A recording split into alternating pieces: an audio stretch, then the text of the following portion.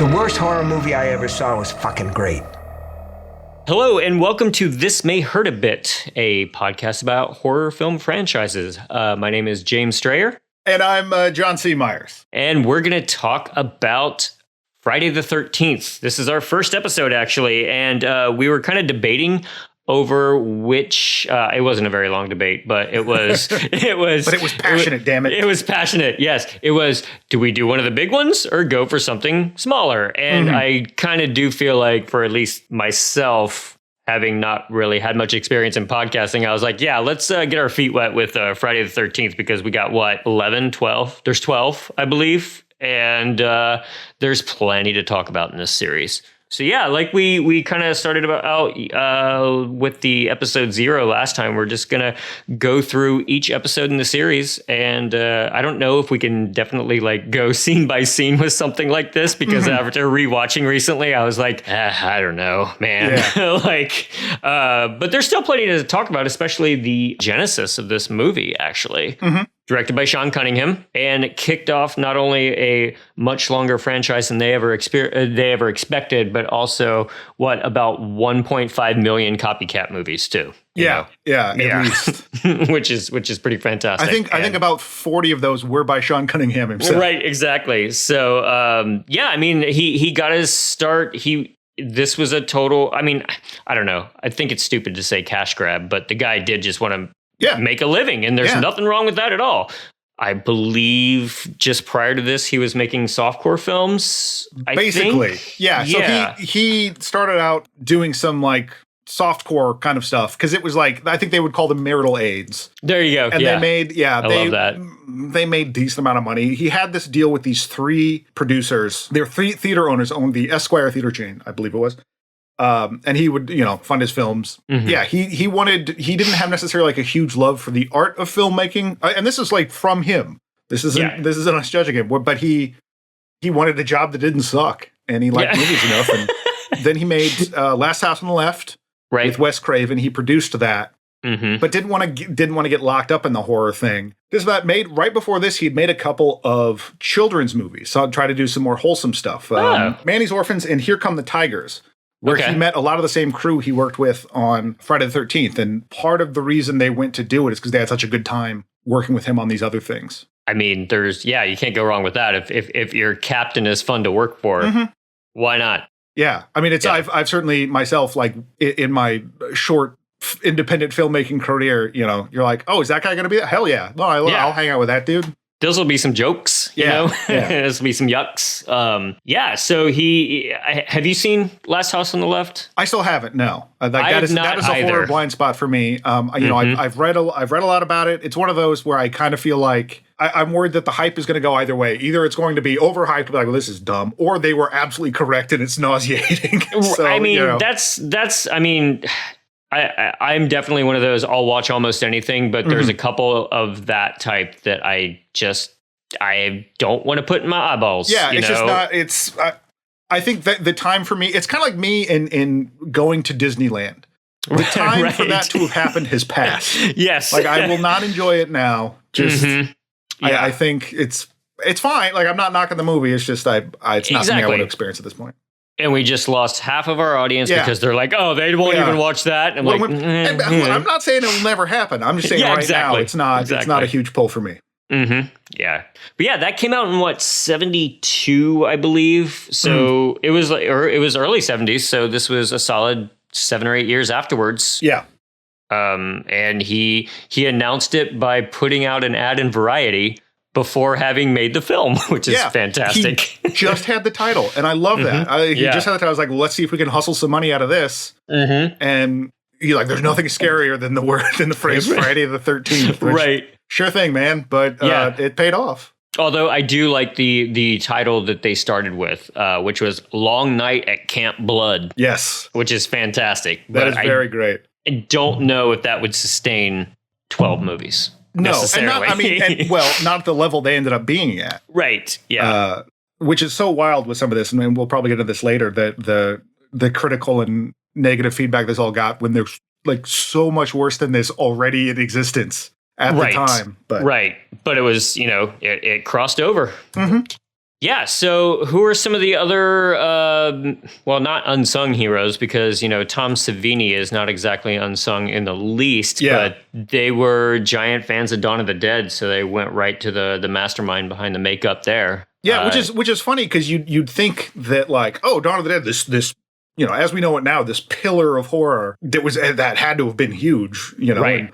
And it's not like that it wasn't, but yeah, Tom Savini was still like, yeah, I'll go do your $500,000 budget movie totally in the middle of the woods. Yeah. And for anybody listening to this who doesn't know, I mean, he was a combat photographer in Vietnam and saw a lot of horrific things that nobody should ever see. And he brought that experience back and probably quite a few photographs and decided I can disembowel people on screen because I've witnessed this, which is terrible and awful. But what a way to turn potentially a traumatic experience into a career, I suppose. And I'm not sure if it was Barry Abrams, who was the cinematographer on this, or one of his assistants. I don't have that in front of me right now, but one of them also spent some time in Vietnam doing combat photography. Oh, wow. They were like, well, you didn't carry a gun? Because he didn't, apparently. And his response was, I grew up a Jew in Texas. Vietnam does not scare me. Wow.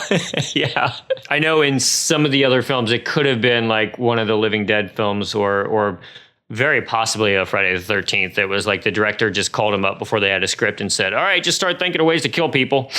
And he would just like walk around his house and daydream see how he could do it. It's true. I mean, so much of the success of this hinged on him and like the stuff that he did. And it's impressive, but I think, as we get into it, for much as we sort of, call Sean Cunningham this kind of just sort of workhorse director and just a guy that wanted a job, he does some very clever things in this that I think are kind of overlooked.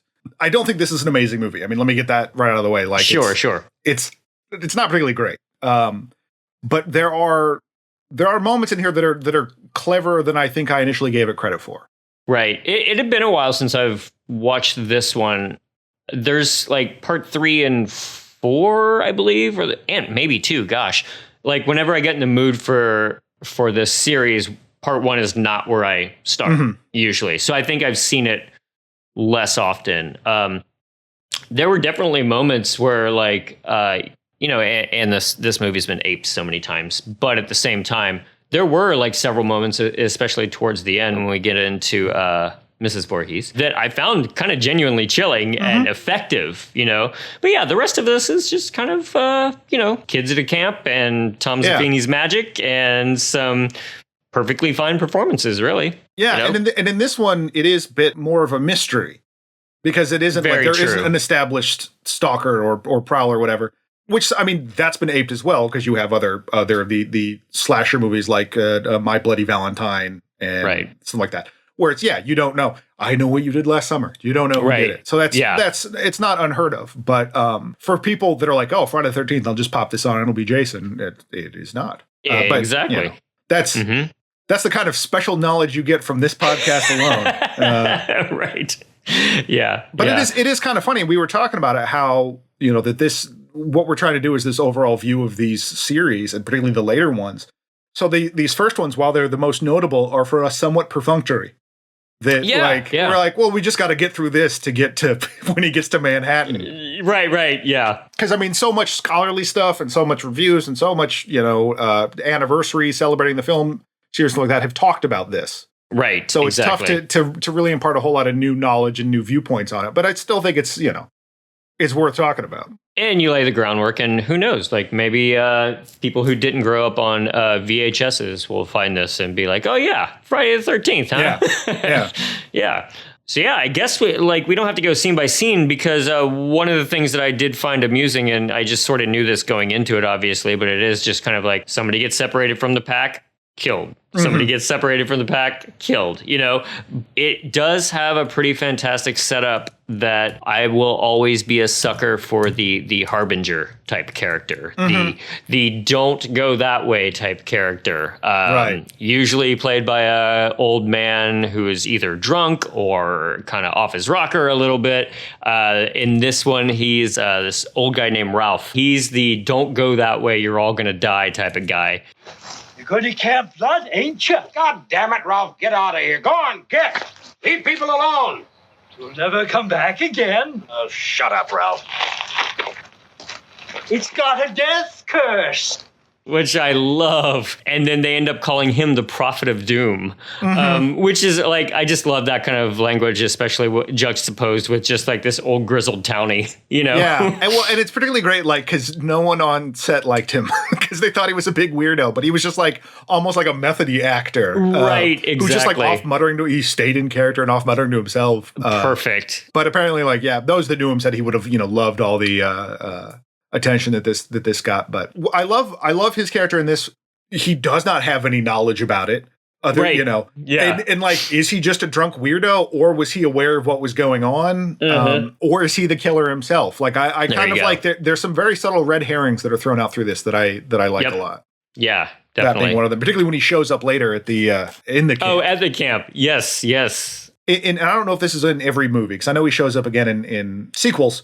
Him getting on the bike is hilarious, but also like this weird, like, and I hesitate to use the word Lynchian, but this uncanny kind of thing, because it's very silly, but it's still off-putting. It was fantastic. Yeah. After dooming our would-be protagonist, Annie, she gets a lift, goes into town on her way there, but then we cut back and forth between her getting a lift to the camp to meeting our camp counselors, who are all there. The most famous of which is Kevin Bacon. Kevin Bacon is Jack. We also got Steve, I believe his name is, with the red bandana, no shirt, and a mustache. Yeah, the head of the camp. I mean, that is just quintessential man. Oh, yeah.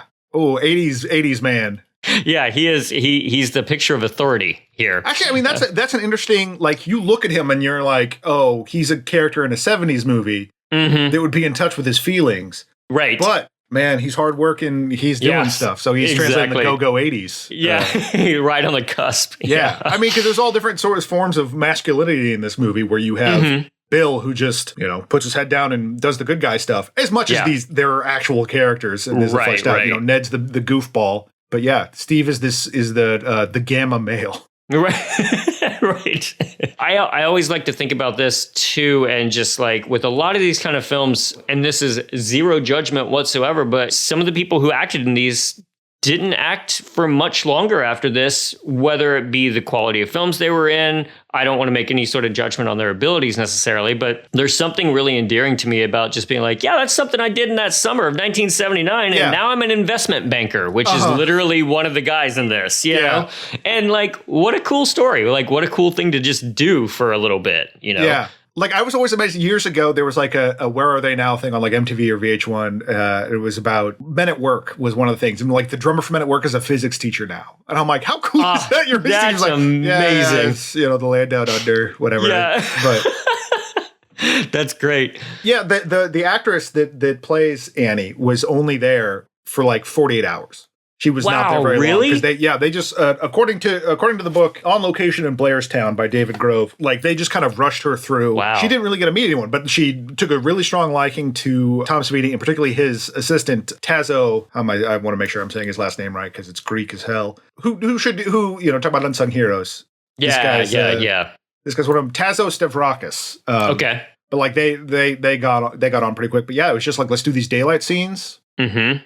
And then she like, let's put you in a car and shoot it at night for the reveal later. But she did the stunt herself, jumping out of the car, which is cool because she had a history with that. I definitely noticed that. She does a full somersault when she lands. Robbie Morgan as Annie. Like, she's fantastic as because obviously this has, and Victor Miller, the writer of this, has said like, I kind of drew a lot from Psycho, and she just is this bubbly ray of sunshine. Absolutely. That, like, but it's very infectious. Like, you want to hang out with this person, and then when she dies, it's such a bummer. Yeah, it happens quick too. Yeah. And it's they shoot it in an interesting way, especially for the time of just like she hitchhikes, gets in a car, and our view is the killer's view.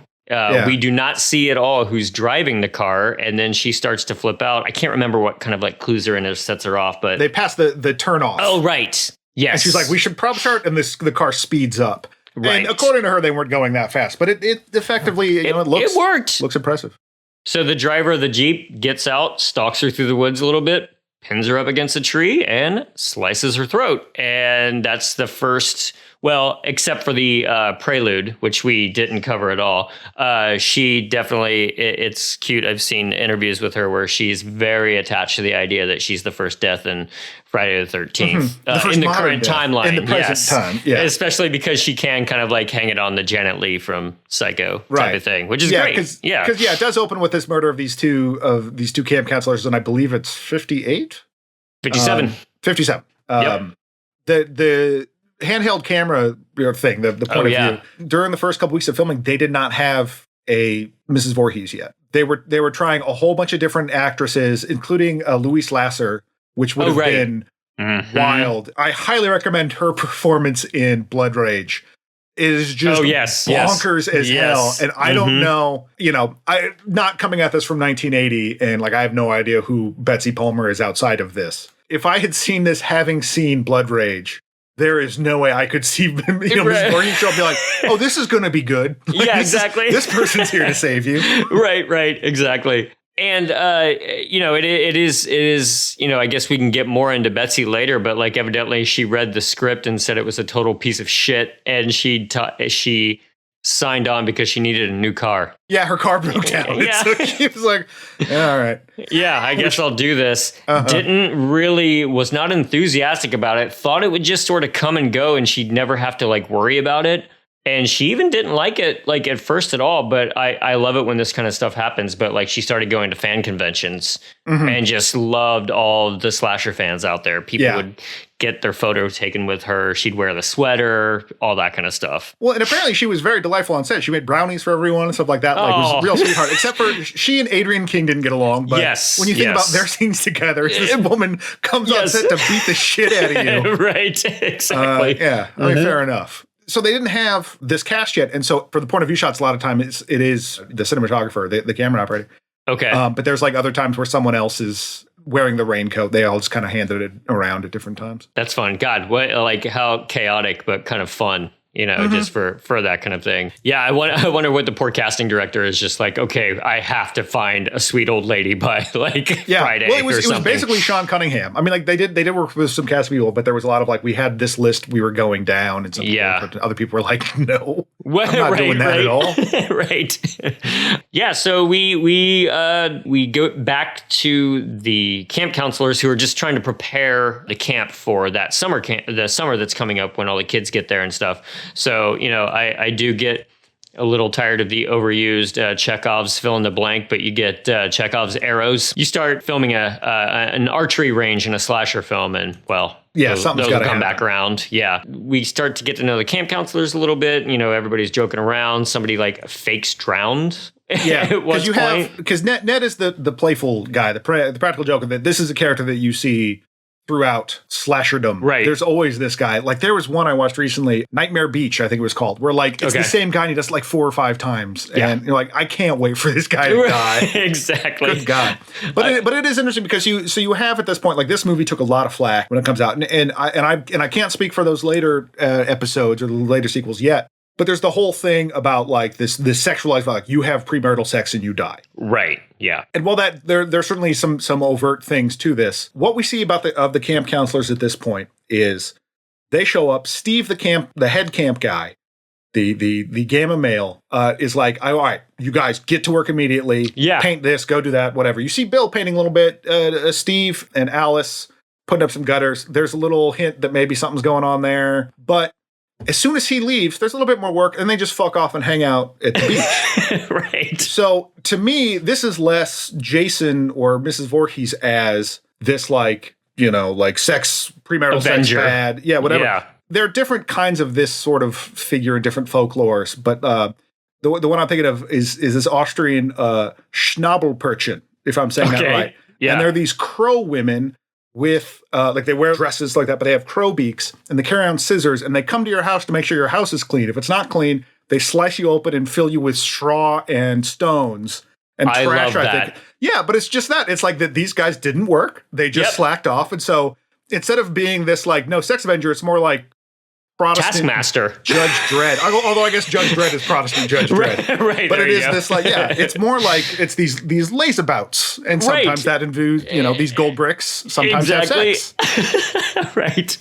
But but it is interesting how like that becomes this focus, and that does certainly happen. And it does certainly, there's no shortage in slasher films of sexualized actresses that then are there to just be murdered. But like this one in particular, I was thinking about that, how like, because Ned is technically, outside of Andy, the first like on the ground camp counselors to go is Ned, which happens off screen, and no one's having sex with Ned ever. No, poor Ned.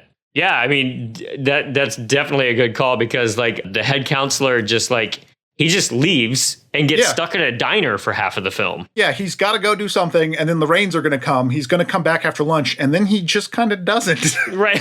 which is one of the subtle, I don't know how effective it is, but it's a nice little red herring with that, because he leaves and all of a sudden all these deaths start happening. There you go, yeah. And then there's some touches later that kind of point to him, but get rid of him like right away. And I kind of like how that's done with the Jeep. Right, and it is fun. Like if you're thinking to yourself, like, is it him? And then you're like, well, what's his motivation? Is he just pissed off that everybody is a layabout, so he's going to literally murder them? I told you to paint. Yeah. Right. Yeah.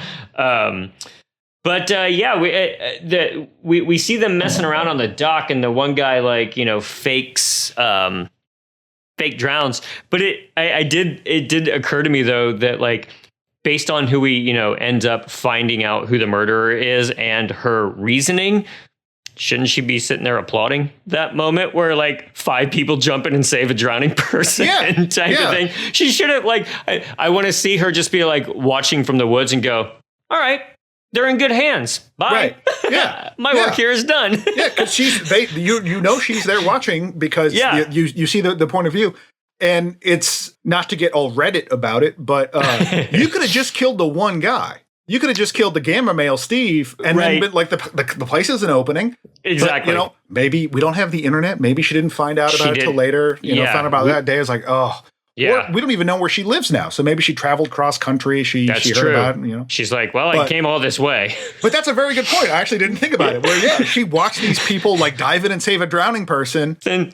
That should have done it, because her whole reasoning is that they let Jason die from drowning. Exactly. By roughing around, and she should have been like, okay, well, I guess the new generation has learned something. But it could be the other way. So it's like, him you save.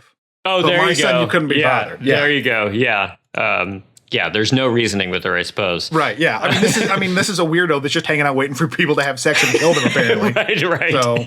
Yeah. So we get past that, and then we get to the well, I don't know how famous it is, but I did remember this, though, the snake in the cabin scene, which, it's a marginally upsetting. Evidently, there's a snake in the cabin. They literally just like kill it on screen. But it serves as another, is this a red herring? Like, ooh, look, this guy actually did take a snake life. Yeah. But well, it also serves the function of like everything up until that point, they're all having fun.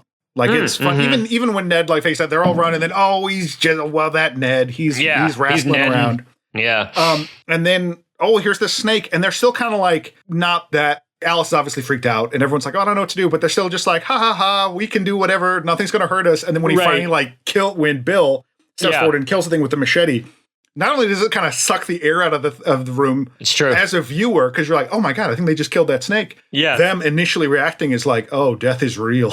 Right, right. It is like almost like a biblical thing too. Just like the serpent was found, and, you know, and it's just like, oh yeah, and that weirdo just chops its head off. Yeah, and again, like Ned hiding behind everybody else, just a coward. Yeah. Yeah. And again, like this, you know, talk about your varying levels of masculinity is that Ned is just a goofball, and like later points out when Kevin Bacon is like talking about the generator. Steve taught me how to use the emergency generator. Town power lines are supposed to be real lousy. Don't you love that macho talk? Emergency generator. Right. Yeah. I identify with Ned is basically what I'm getting at. But I've never faked death to try to kiss a girl against her will, but But then in your head though, you are hoping that those macho guys do figure out the generator. But because they might ask me, and I don't want to do it. I'm not going to do it, but you know, I'll make fun of them a little bit. I might get my hands dirty. Right. Yeah. Then I do love the motorcycle cop coming out because he's looking for Ralph, the Harbinger character. And I just do love his line that's something like, We ain't gonna stand for no weirdness out here.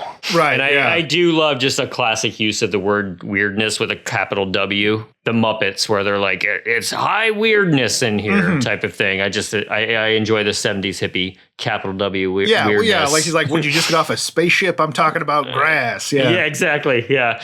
Which I know that Victor Miller, the writer of this, was not thrilled about because like he wanted the idea that they were unreachable by civilization. Right. But yeah. I, this is some stupid levity, but like the whole movie is stupid levity. And I know there was some up until this point, with the exception of the murders that we've seen, that little asterisk. Right. But yeah, we've been watching the cam counselors generally just have a good time.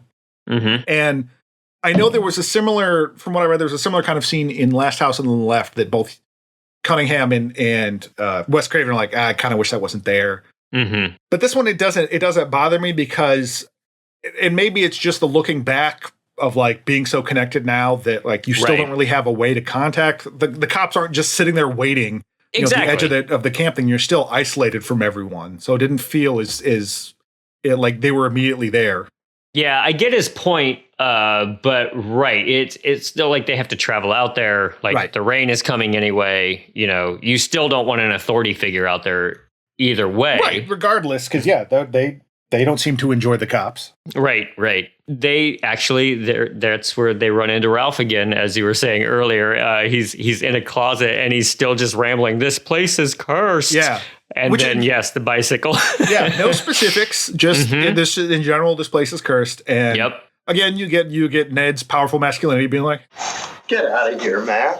And Ralph gets on a bike and rides away. And because it's also like a cruiser, actually, there's no bike that wouldn't be silly. Like if he got down on a 10-speed and got an arrow to go spread doom as quickly as possible somewhere else, it'd be no less silly. But I love it because there's just something uncanny about it. That's very. You want to laugh at the same time. You're like, this doesn't feel right. Right, and you have to wonder at that point. Like, I don't know if anybody actually does care that he could be a red herring. I don't think so. Maybe like I just got the impression that by the time he runs off on the bike, it's like, he's not the guy. Right. Because he does like, there's a certain amount of silliness to him. I mean, not just the bike, but also just in how he looks and, Exactly. Yeah. And that's not unheard of. The Texas Chainsaw had happened at this time, and there's that drunk man at the beginning. I love him. Yeah, right. That's like there's them that laughs, and there's them that laughs that knows better. Right. So Upside one of those down kind of guys. Yeah, Mr. Upside Down Man. I think that's how he's listed in the credits. So then, they get the generator turned on, and the storm's approaching. And I do like that it's probably just like one giant film floodlight type of thing that just like they on and off the thing for the lightning effect. Yeah. Which is funny because like on set they had a generator that failed a lot. Oh, they had a really crappy generator that the guy used a lot. And I couldn't help but think, so some background about the two of us. We work in the video industry, but we also met making a short film. Yep. And I remember that like this made me think of the time we were shooting in a cabin. Yep. And we had our friend Tony's crappy ass van. My job as the PA was to sit in the van and power it in order to power the generator, but I couldn't put my foot on the pedal too loud because then the sound would pick up the van because it's pretty quiet out there. So I just had to sit with my foot at like this crazy angle. So anytime there's a generator in a movie, I'm like, I hate generators. Hats off to that guy. The real star. Yeah. So that's also where they have the kind of like the soliloquy about the dream about rain washing into blood. I had this dream about 5 or 6 times where I'm in a thunderstorm. And it's raining really hard. It sounds like pebbles when it hits the ground. I can hear it. I try to block out the sound with my hands, only it doesn't work. It just keeps getting louder and louder. And the rain turns to blood. And the blood washes away in little rivers. And then the sound stops. Well, lovely story. Yes.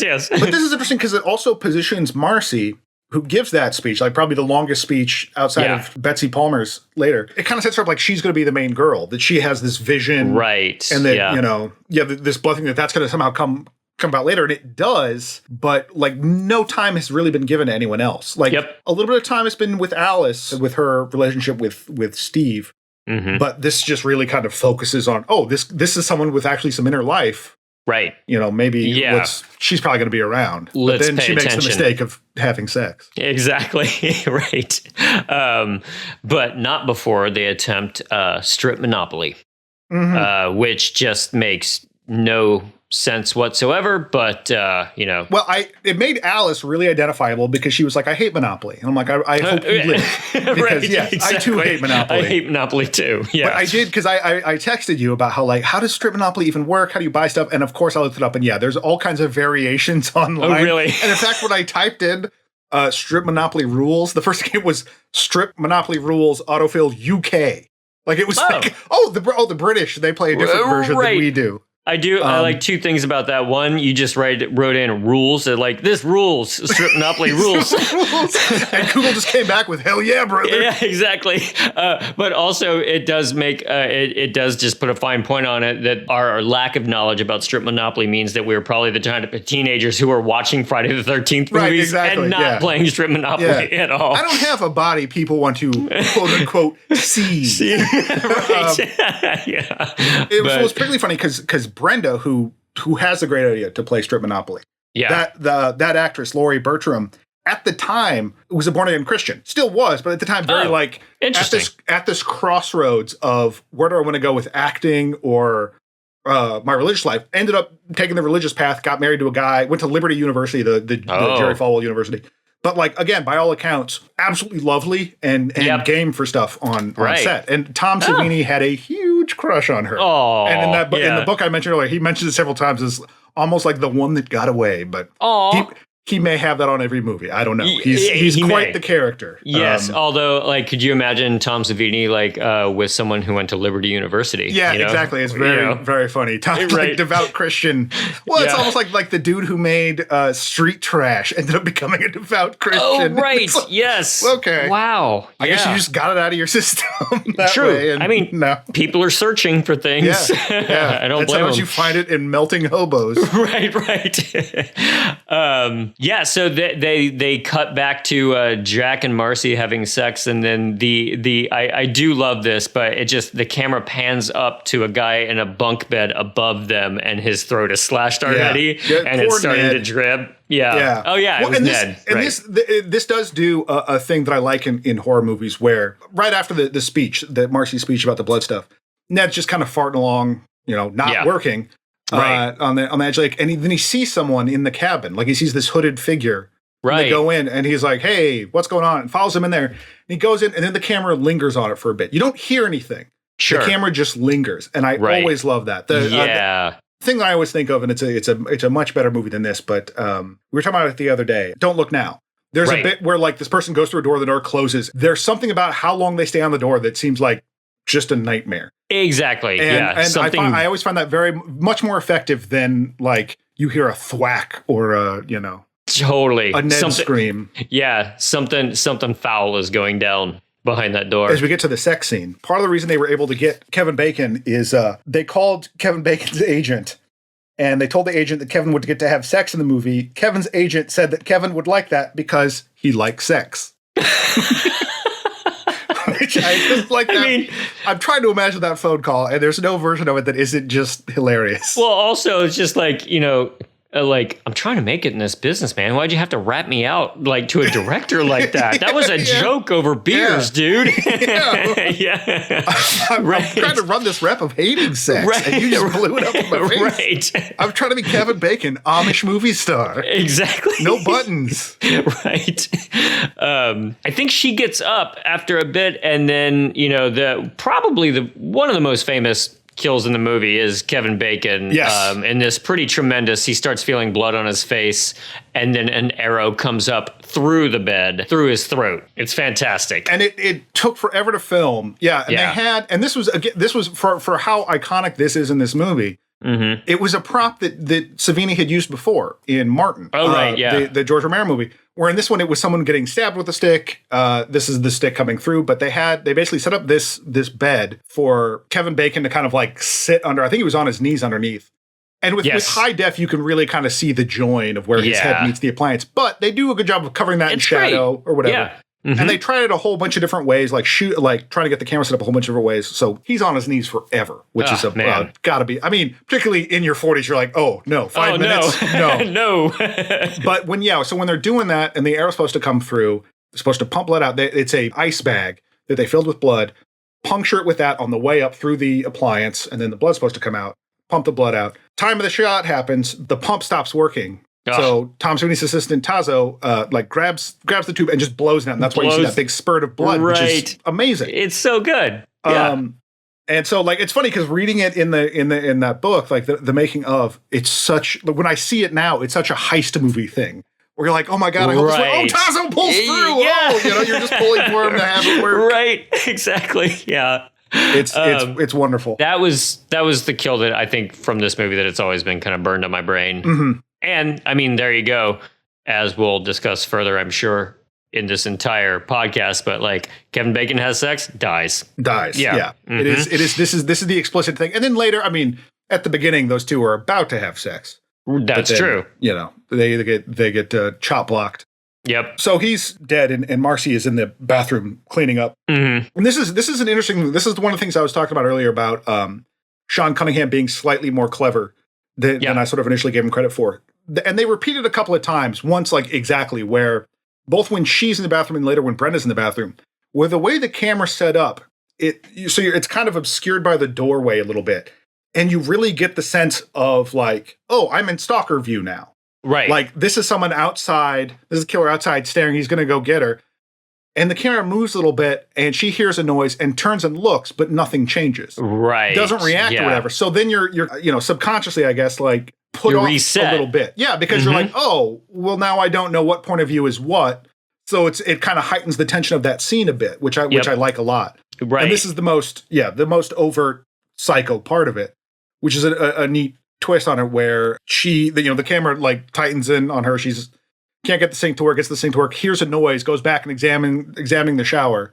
So it's the reverse where someone's not in the thing. Yes. But then she pulls it open and no one's there. Right. And I love it because then her response is like, oh, I guess it's my imagination. And you see the shadow of the axe behind her. Right. The axe come down and it hits a light. Yep. And just for a moment, you see it hit her face and the gore, whatever. Mm-hmm. And so it's like Psycho in that, I mean, there is the actual, part of the famous things with that Psycho shower scene is that you never see the knife hit skin, and it's very effective. Yeah. Mm-hmm. Where, this absolutely has that. It focuses a lot on that light swinging. Yeah. Part of that is because they tried to have Tom Savini come down and hit because it's him swinging the axe, and he's the one that actually hit the light. It wasn't meant to be, but... Right. Happy accident. Yeah. But every time they tried to film the axe going into the head, it just was not working. The axe wouldn't stay there. So they just made an appliance that just stuck right to her head. And for as much crap as this movie got, people freaking out, the gore is really like judiciously done. Mm-hmm. Sean Cunningham had said he wanted it to be like a roller coaster ride, like a Space Mountain kind of thing. And I think it does it well, where it just gives you these. I think the Kevin Bacon one is maybe the goriest. Yeah, later I with think the so. arrows is a bit, and I mean, there's a decapitation, but like this axe to the face is just like, boop, all right, moving on, and then cut. Yeah, it's more the everything around it, which is why this is one of my favorite scenes. Right. But he does do that same effect later when Brenda's in there, like the same shot set up. Exactly. Yeah. And especially with the changing point of view fact, I wish I could remember if the famous music was playing during this, because that was the big thing about the music only plays when the killer is present. I bet it does. Yeah. Not at that moment, but there's another time where it doesn't. Okay.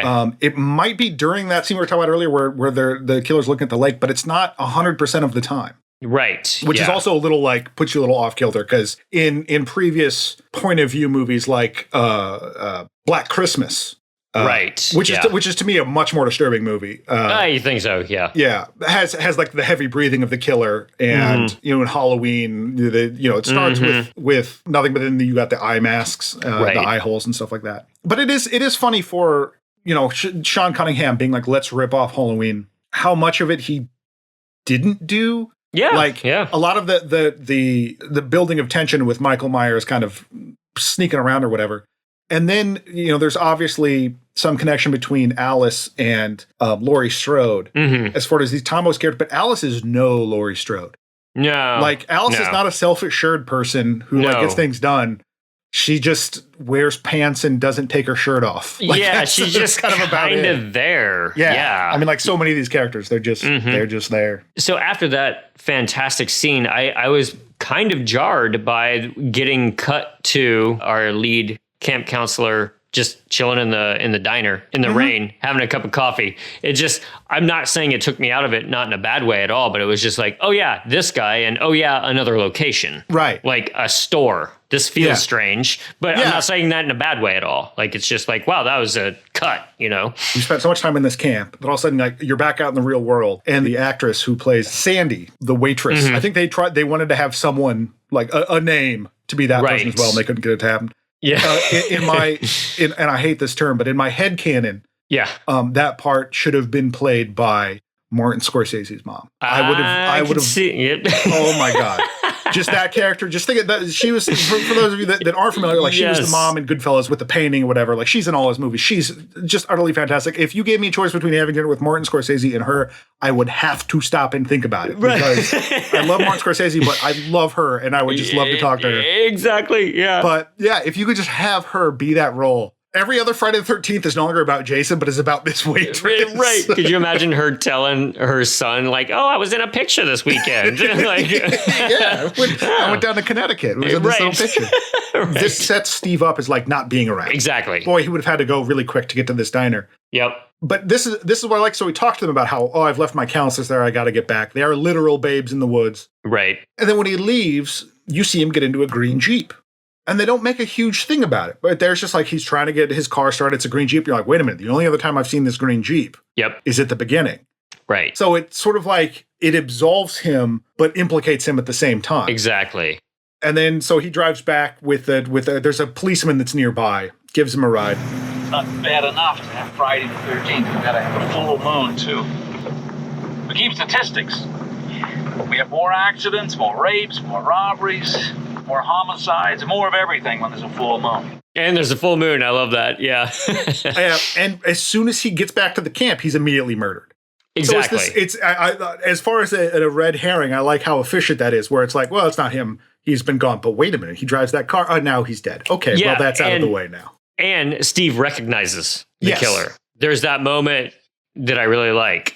That might be, as much as I like the shower scene, this might be my favorite kill. This is a much better movie, so please, like, the tongue-in-cheek that I'm doing here, but like, the famous Lawrence of Arabia cut, where it's that, but the Steve reaction cut of like, you could have cut even more out of that, but I love that immediate, oh, it's you, what are you doing, whoop?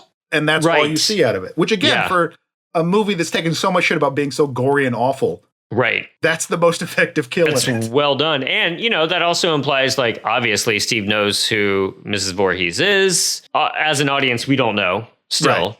Right. It could implicate, it could be another camp counselor. Could be another counselor. But looking back on it, I do like the idea that, like, well, she's obviously still associated with the camp. Still kind of hangs out here, maybe. I'm sure there's some sort of like deep canon, like prelude comic book about that or something like that, Well, reading about it, that Betsy Palmer made her own backstory for it. Was that like that she got knocked up, dad bailed as soon as she was having the baby. She has the baby. It's deformed and kind of weird, but she loves it. It's, it's ruined her life. She's trying her best to be a single mom. She's taking these odd jobs, takes an odd job at the camp, whatever. And I like that she went, hey, I made up this story for my character. I'm going to use that to give my character some kind of weight. Not like, what we should do is make a 9-part miniseries on it. Right. And explain it to everyone. God. Yeah, exactly. Different time. Coming soon to Paramount Plus. And then from this point on, it really escalates. Yeah. From here, like, the generator's on, it's storming like crazy. Oh, we do hear like the help me coming from outside, which is kind of fun. When Brenda leaves because the storm's so down, she's like, "Oh my gosh, I think I left the windows in my cabin open. I gotta go. We're cutting the strip Monopoly short." She leaves and gets ready for bed. And again, a great moment because you already know, as I said before with the stalker camera thing and repeating it, like you already know that the murderer's in that building or has been in that building. Right. Because there's also the body there. So you're waiting for her to find it. And again, there's a moment where the camera's kind of there and she hears a noise and turns and looks like, oh, well, here it goes. And nothing. Yeah. And then, but you see the reverse shot. You see the hand behind the curtain kind of move. But that's not where the kill happens. So I like that they build that tension up. And she goes home goes back to the cabin, and here's a child's voice saying, "Help me." Right. And goes out into the archery range. Lights come on the archery range, but you don't see what happened. Yeah, exactly. Another off-screen death. Yeah, everybody's separated at this point. There's a bloody axe left in the bed. Yeah, tucked into the bed.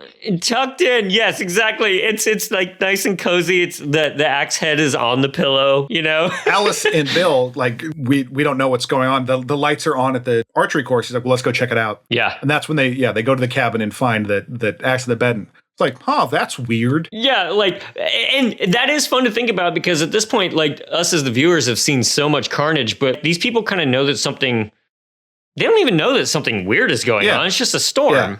And there may be a sense of dread, but like, what, an hour and 10 minutes into it, there's like, oh shit, there's an axe in a bed. Right. What creep put this here? Ned, exactly. That's the first thought, which is funny because I didn't think about this until a subsequent viewing, but like, Alice never finds Ned's body. Yep. And never finds Marcy and Jack. Right. For all she knows, they're out there, or like, they could be doing this at this moment. So everybody's just sort of separated and there's not a whole lot of body finding, you know? Yeah.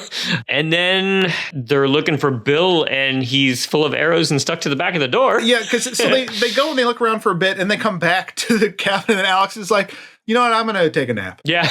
Which is very strange. Yes, This is one of the weird things I don't like. Pacing wise, the movie kind of goes up and down, much like a roller coaster, but spends a lot of time on the down. Yes. And yeah, it's very strange that Alice is kind of terrified, but like, I'm so sleepy. I go take a nap. Right. Time for a nap. Yeah, Bill goes to deal with the generator. Yeah, she eventually wakes up and is like, oh my God, where's Bill? In fact, that's how the scene ends. You think that the murder's gonna attack, and you hear Bill and her sitting up, which is a great scare without being a scare. Right. And she goes to search for him, and opens the door to the generator room, and he's on the inside, hidden by arrows. And this effect nearly blinded Harry Crosby. Harry Crosby, by the way, the son of Bing Crosby. Right. Yeah. And of course, all I know about Bing Crosby is he sings and he beat the shit out of his kids. Boom, boom, boom, boom, boom. So I'm like, it's Harry Crosby's. That's Bing Crosby's kid. I'm like, oh, I'm so sorry. I hope you're okay, bud. man. So they made this whole appliance for him to wear, and there's a specific blood concoction that Tom Savini used, and there's a variation on it that's safe for the face and the mouth. The one that's not involves PhotoFlow, which is a chemical to help develop film. And it gives it a certain kind of viscosity, but they put it on Harry Crosby's face, particularly in his eyes. And if you look, you can see his eye twitching in that shot because he's in a lot of pain. He ended up going to the hospital. Oh my gosh. And it really took the air out of Tom Savini's balloon at that point because you do something like that. But he ended up being fine, but it was really touch and go there for a moment. Ooh, gosh, that's an early mistake. Yeah. Nasty business. But he was fine. He still has all his vision. He's good. He's fine. Just some film developing into the face. No biggie. Right. And then she barricades herself in the cabin, and then of course we get the body being thrown through the window, which I love. Yes. Which, I mean, I don't care about nitpicking this kind of stuff, but sweet old Betsy Palmer throwing a body through a window. Yeah, the geography of Betsy Palmer in this whole bit is strange because like she's here, there, like she's all over the place pretty quickly. Mm-hmm. But it's great, and that's actually Tom Savini. Yep. It's great. And so, but I'm still not clear how exactly, because she's covered in rope and like looks like she's been dredged almost. Like I can't figure out how she died. Yeah, I just assumed it was arrows because she's on the archery range. But exactly. Which would have been pretty great if they, if you're going to remake this yet again, Hollywood. Here's what you do: you set that up with the arrow shot that happens earlier, and that actually was a Tom Savini shooting the arrow just feet away from her. Yep, she did not know what was going to happen. No. But you have her on the archery set, on the archery range, so you're ready. Like you're the audience, like, okay, here it goes. And then she steps on a landmine. That's how you do it. Right. I thought you were going to say rake. That would be good. A rake with a knife taped to it. Exactly. Yes. She kind of sideshow bobs it around in the thing for a little bit. The movie was good except for the 15 minutes of just rake stepping. I thought it was a weird choice. Right. It's just, So yeah, and then at this point, we finally, like an hour and 15 minutes in, as we've been alluding to, Mrs. Voorhees shows up in her wonderful sweater that I love. And I don't think I'm grasping too much here. Maybe it's just the way they lit her, but she does have like an older, like movie star quality to her. Like she does seem like she's got some gravitas. Like she's been on sets before, and she does that kind of slow turn where she's like, she starts off just saying like, did you know that a young boy drowned? And that's like, okay, that's sad and you're kind of weird, but then it just kind of starts to escalate. You start figuring out, this is where we find out that, you know, unlike every other sequel, the killer here is Pamela Voorhees, a woman whose little boy was drowned while playing in the lake, and the camp counselors were busy doing naughty things and probably drinking and not paying attention, and the little boy died on their watch. I love her delivery of, he wasn't a very good swimmer. Right, yes. And if you watch that Memories of Crystal Lake, that documentary, the composer, Henry Manfredi, says that like at that moment, it's like, you're crazy, you know it, but you don't care. And I didn't take it that way as much as I took it as not wanting to say that Jason was differently abled or something like that. Yeah. I don't know. The dancing around it, I thought was a very interesting choice. Certainly. And gave it a depth that I don't think, you know, I can take it this way, you can take it that way, but left it open to interpretation, which is something that was unexpected in this movie. Oh, then we just get to her like very classic, Kill her, Mommy. Kill her. Don't let her get away, Mommy.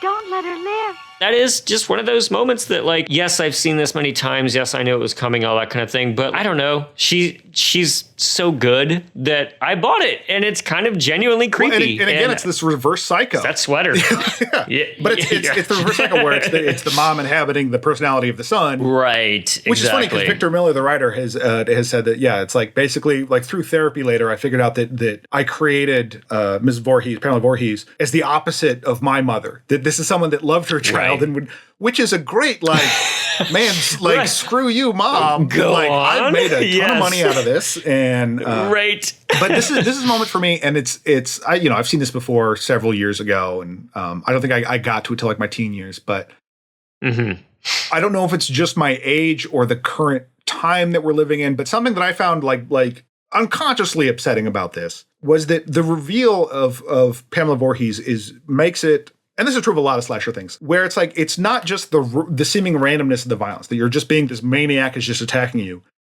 It's you are being murdered for a project that's much larger than you, and based on things you had no control over and nothing to do with. Be it this, or be it I'm a camp counselor here, be it the children Freddy is targeting in Nightmare on Elm Street. It's something that particularly now like resonates, that this additional level of powerlessness that you have against this killer, that like what this is all about has nothing to do with me, but I'm suffering for it. Right. I mean, with Nightmare on Elm Street, it's definitely more of the like sins of my father type of thing, which you can kind of put on the camp counselors here, you know, the sins of camp counselors past, but it's still that concept. It's still that concept of like, I didn't do shit. I just showed up here. You know, particularly like Andy at the beginning is like, I love children. My dream is to help children and help them drown, I bet. Stab. Yes. Yeah. So Allison, Pamela fight, and I guess there was a little bit of problems on set with this where like she just starts wailing on Alice. Yeah, because she's used to theater fighting versus movie fighting. Where you got to sell it. Yeah. Where it's like, no, you just act like you hit me. Well, why? And I'm sure she was not used to, being in a movie where an old woman is just going ham on her. So she got overly upset about that. And, fine, fair enough. But again, this is a stranger you don't know that just showed up and is kicking your ass. That's the magic of movies, baby. Right, exactly. And, I don't know at what part in the schedule this was shot, but I think, I would assume kind of it was late. Towards the end. Because at that point. And so at this point, like Alice, the actress, has probably just been run through the ringer for 20 days. And so it could be a cumulative thing too, where it's just like, I've been running around in the rain. This is disgusting. And finally now this old lady is like wailing on me, and I'm going to snap. Interesting note about the rain. They did not have rain towers or anything like that to do the fake rain. And it's flipping cold out by the time they're shooting some of the stuff. Like Betsy Palmer had talked about like putting ice cubes in her mouth before a scene so you wouldn't see her breath. But to get the fake rain, they used fire trucks. I told us about the van earlier. Yeah, because Sean Cunningham went down ahead of time, and I guess he's quite the salesman. But is very like magnetic personality. Was able to wheel and deal like glad hand around and got the use of the fire trucks to make fake rain. That's fantastic. It was the end of the end of the 70s. In the 80s, this was a depressed area. And so they were kind of excited to have anything happen there. And, you imagine from a sound point of view, like how difficult that had to be. Jeez. Yeah, pretty. It worked. Seemed like rain. It works. Yeah, worked for me. So they struggle for quite a while and just end up out at a dock. And I noticed this too. Like Alice is like sitting there very calmly by the dock. So I'm not entirely sure what her reasoning is there. Like, does she think that she took care of? Yeah, she clocks Ms. Voorhees in the head with a pan, sees blood, and is like, well, this is fine. I can catch my breath out here. Done. Then Ms. Voorhees comes back with a vengeance. Yeah, the classic big decapitation scene, which, it's Mrs. Voorhees dressed up as, was it Tazo? It was Tazo wearing the application. Like, he's leaning forward, and the head is on his, or the head and shoulders is on his back. So he's kind of like leaning forward, and then that's going on. And the head had been previously separated, and it's just attached from toothpicks. Where you can, after it gets decapitated, you can still see a couple like poking out. I love that. But I have some medically inserted toothpicks as well, so I just assumed it was part of a natural process. Right. But yeah, you see his hands come up into frame. And evidently Betsy Palmer was a little bit disappointed about that at one point because she was like, I don't have hairy knuckles.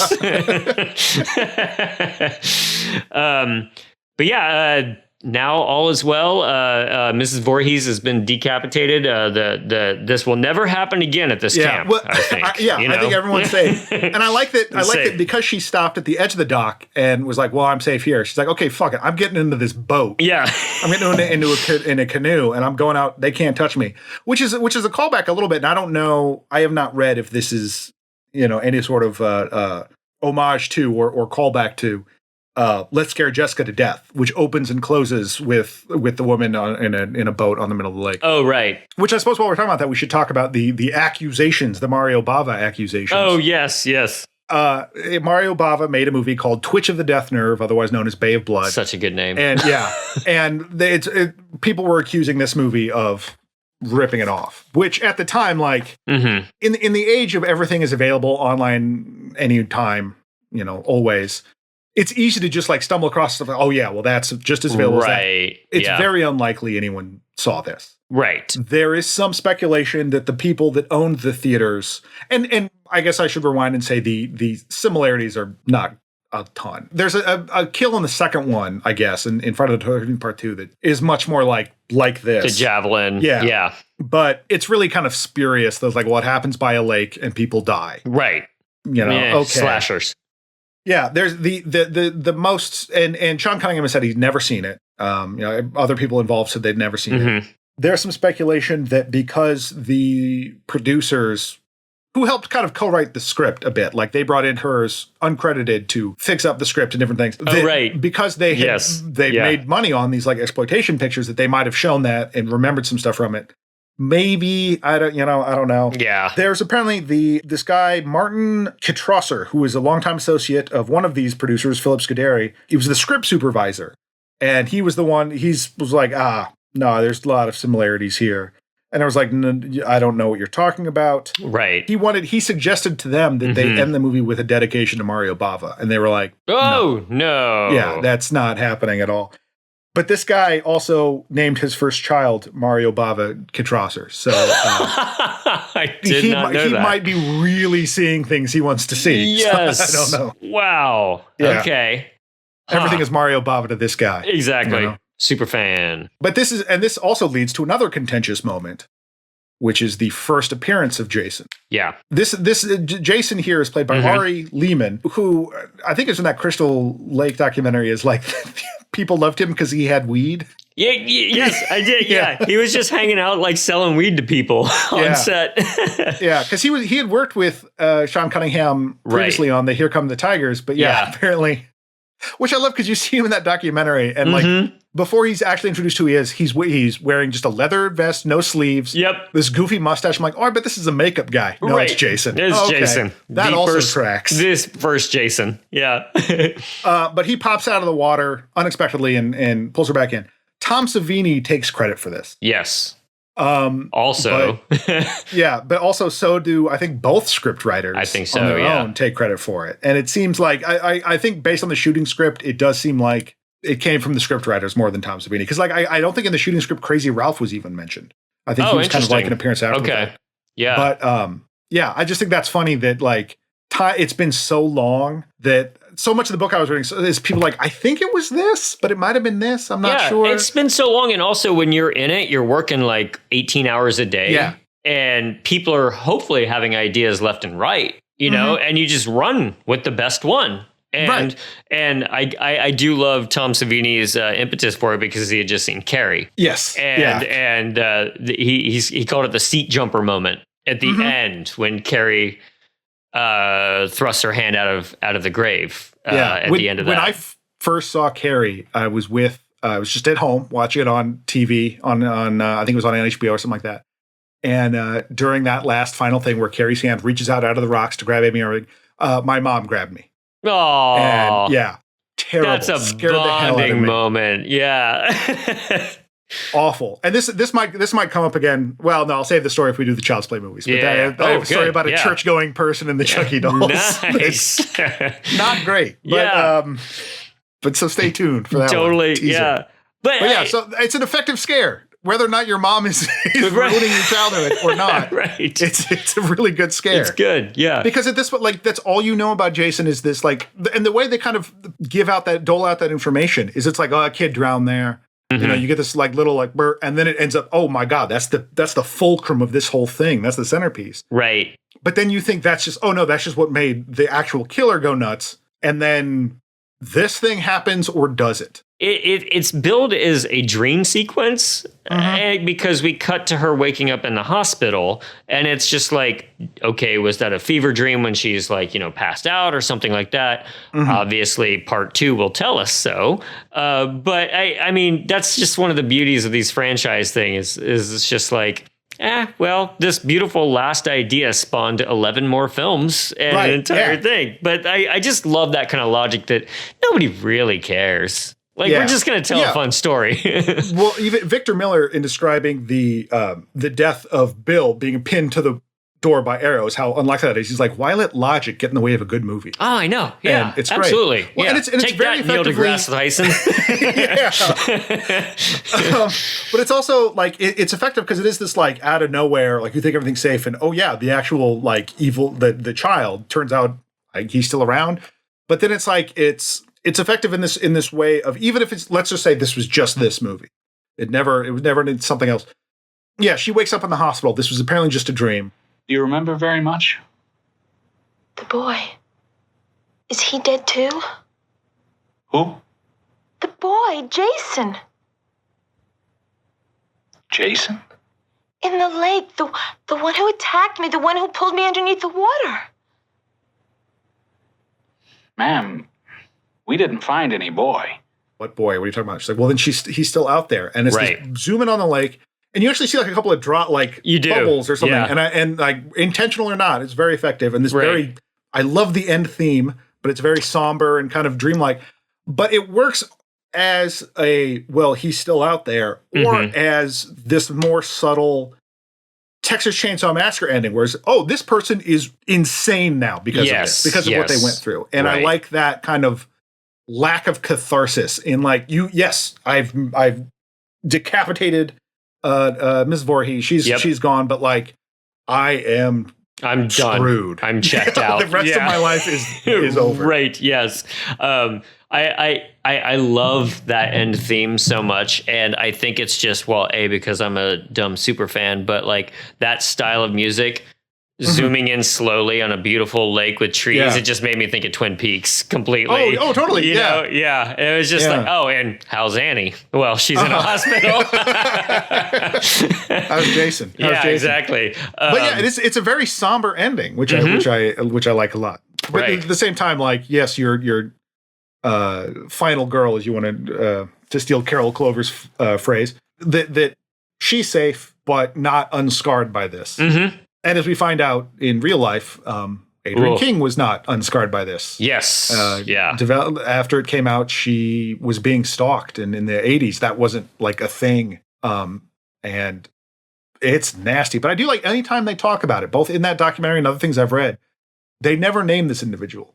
I've noticed that. I like that. I think that's cool. Because, like, why give this guy any sort of anything? Definitely. There is a, when pandemic started, there's a person I follow on Twitter who directed a film called We Are Still Here, which I liked quite a bit. His name is, and I apologize, I don't know his, how to pronounce his last name. I bet he hears that all the time. Sorry. But Ted Goghagen, I believe. Or Gauguin, or I have no idea. Yeah. I have no clue. Yeah. But he's director of that. But he did do a podcast where he was talking about interesting Hollywood stories that were uncovered, and he does a full story about that stalker situation. So I really recommend going and listening to that. It's a nice like half hour. I believe he got to talk to her about it a little bit too. So yeah. She came to, we're recording this out of Portland, Oregon, and Portland, Oregon is home to the absolutely fantastic Hollywood Theater. Yes. Which is my home away from home. I love that place. And they, through another podcast, let's just spend the entire podcast playing other podcasts, Gaylords of Darkness. Yes. They were able to get Adrienne King and the final girl from part 2. And they did a back-to-back screening of them and talked to them. And they, and she sort of glanced on that. Obviously didn't want to spend a whole lot of time talking about it, because why would you? Yep. But they had some interesting stories, some of which were about Sean Cunningham being a tightwad. Yep.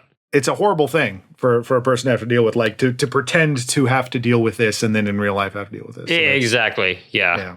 In fact, like she has a bit in part 2, and that was happening while they were filming. While they were filming, yeah. Jeez. And that's an interesting thing, because like really, and I can't speak to this for the other ones, but this is perfect for us doing this franchise thing, because it seems like a new one of these came out like yearly, right, for a while after the first one came out. So this spawned this huge franchise, and Tom Savini didn't come back to 2 because he was like, why was there another one? Right. Mrs. Voorhees is dead. What are you talking about? Jason's back. Yeah. It's your idea, dude, or at least you said so. and I'm interested to get into 2 and just see, try to figure out what it is that made Jason such like this mainstay. Like, we want to see more of this guy. Right. Because to me, the move is Jason comes back in 2 to avenge the death of his mother. Yep. Then she comes back in 3 to avenge the death of Jason. And they just keep trading off. Like, you see at the end, it's like a high five, like they're tagging in. Right, yeah. That's the way to do it, man. or what the Bugs Bunny cartoon about the dog and the Wile E. Coyote checking. Just clocking in. They're clocking in. This is a rough one Mondays, am I right? Yeah, exactly. That's the first Friday the 13th movie, the movie that launched 1,000 ships type of thing. 1,000 screams. Yeah, I did see a wonderful shot of Cunningham's house where he lives, and it's this like big, beautiful, giant house. And I thought to myself, like, good on you, man. Like, you made a $500,000 like picture in 1979 or 80, and who knew? Yeah. The house he was just that Jason like, built type of thing. Yeah. It's pretty impressive. Good for him.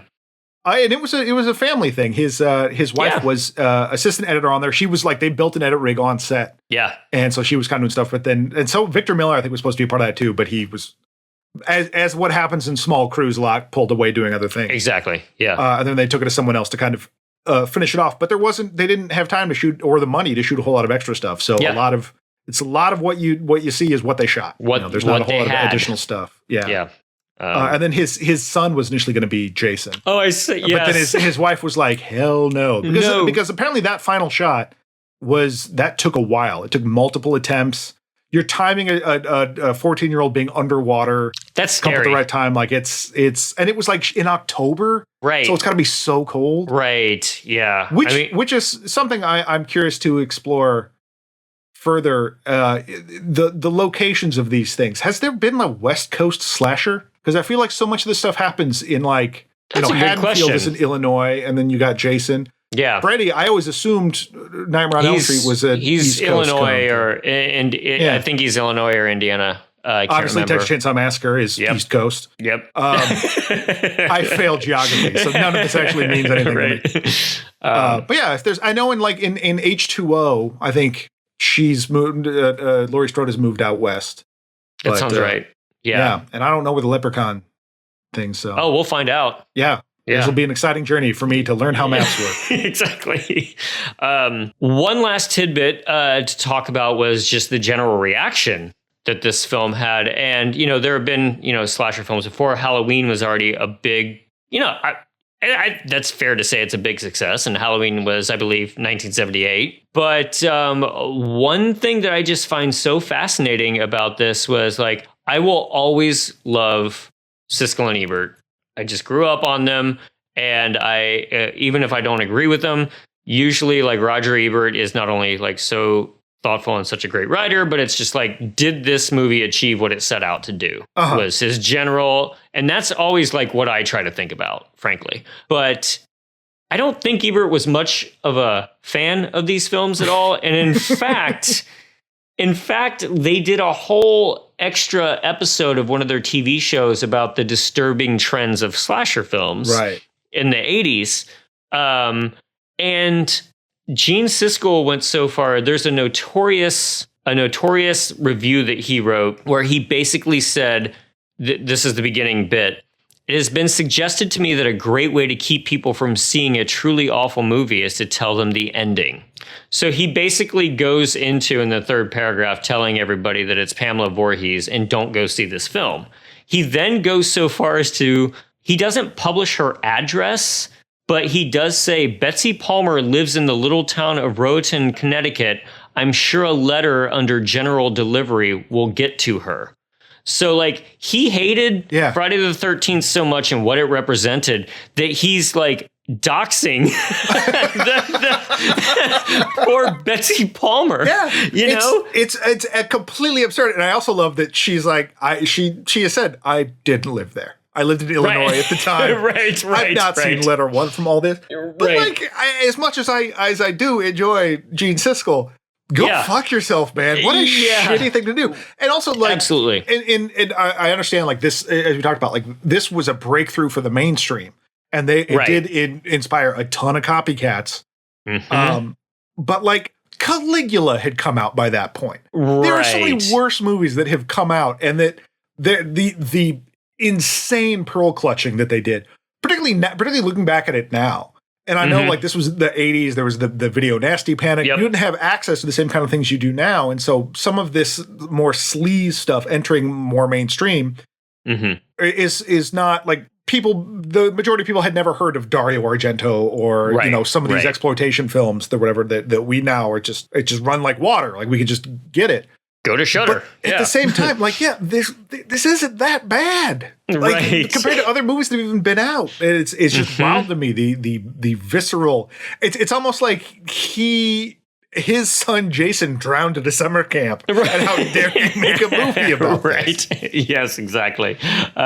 They are phenomenal. And again, it comes from I love those guys, but man, they were off the deep end on this one. Yeah, I mean, because there's movies that I am very morally opposed to, either for its content or just I don't like the people involved, but that level of pettiness, damn, Siskel. Right, yeah. I've read a few of Ebert's reviews of the sequels, and he never quite came around to it. And he does, throw around the phrase reprehensible trash a few times. But I don't know. It makes for good sound bites, if nothing else.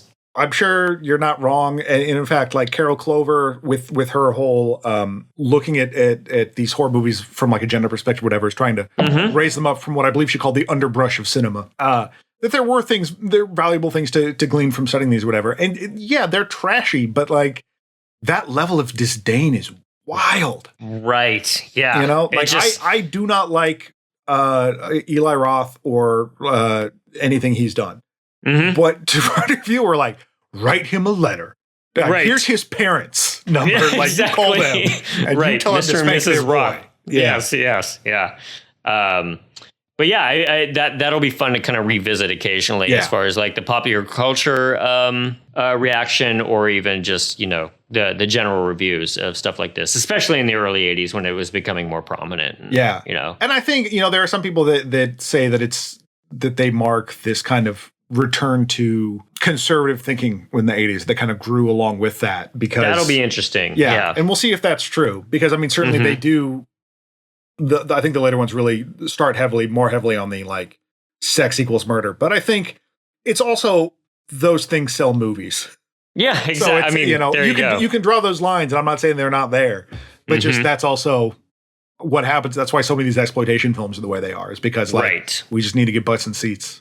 Yeah, and get teenagers to go to their video stores and rent them. So yeah, there we go. That's the first Friday the 13th movie, and there's actually a lot to say about it.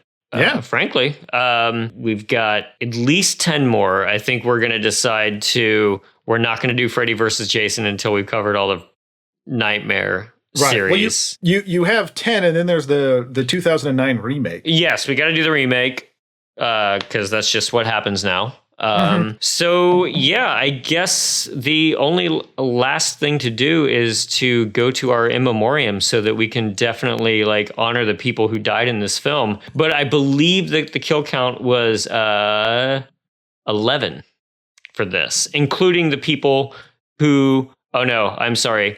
It's 11 if we include the snake. Oh, so right, yeah, well, let's give the snake his due. Yeah. So big ups to the snake. Friday the 13th has 11. And so we're going to keep track through the series. And do you have an over/under for what we're going to land on by the end? Okay, so if we're saying just the 10 movies plus the remake, I'm definitely going over to 100. Yeah, but I'm going to say over 100, less than 120. Yeah, I'm going there. I'm gonna put an arbitrary distinction. I'm going to say 106. I'm going to go 106. Great. We'll do Price is Right rules, without going over type of thing. So just to make it fun, I'll go 111. 111, okay. But yeah, this is our in memoriam. Friday the 13th, in memoriam. Barry Jackson, played by Willie Adams, knifed in the stomach. Claudette Hayes, played by Deborah S. Hayes, throat slit. Annie Phillips, played by Robbie Morgan, throat slit. A snake. Ned Rubenstein, played by Mark Nelson, throat slit. Jack Burrell, played by Kevin Bacon, stabbed through the throat with an arrow. Marcy Standler, played by Jeannie Taylor, hit in the face with an axe. Brenda Jones, played by Laurie Bartram, stabbed in the chest. Steve Christie, played by Peter Brower, stabbed in the stomach. Bill Brown, played by Harry Crosby, shot with arrows and pinned to the door. Pamela Voorhees, played by the great Betsy Palmer, decapitated with a machete by Alice.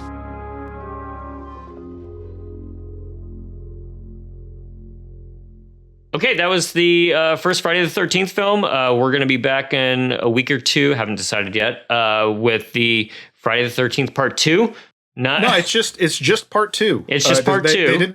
They didn't start throwing things until the final chapter, which was the fourth one out of... Right. Well, they start throwing things at your face at 3D. So we do have Part 3D, which will be fun. Yes, I love that one. Yeah. Hang in there with us. This is the beginning of a long journey of even just the Jason films. And then after that, we'll hit, I don't know. Haven't even decided yet because that's still going to be a while away. We'll see if, or maybe the audience has something to say about it. We'll see. But thank you so much for joining us on this journey, and we hope you continue to. Yeah, keep tuning in, and we'll talk to you next time. This has been a Two Penguins media production. It was produced by James Strayer and edited by John C. Myers. Logo by Ethan Kimberling, and music by Michael Arthur Holloway, who you can find at Bandcamp. Follow us on Instagram at This Will Hurt a Bit Pod and on Twitter at HurtABit. Email us at thiswillhurtabitpod@gmail.com. And if you're so inclined, rate and review us on your favorite podcast app, and we'll see you next time.